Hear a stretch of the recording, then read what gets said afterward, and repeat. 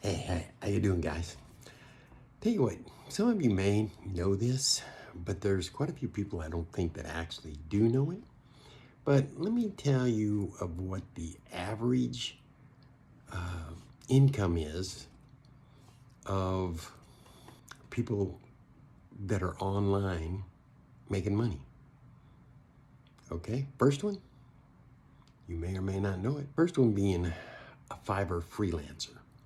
And if you're doing that, you might be able to average about, say, $1,000 a month.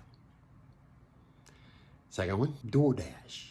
If you're doing DoorDash, working at it, you can probably make about $3,000 a month. Then there's the next one, which is being an Amazon associate. In that one, you'll make about $3,300.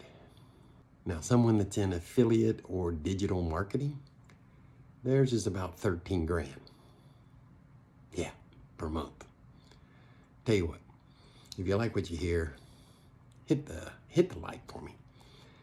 Hit the follow. Leave me a comment saying, show me.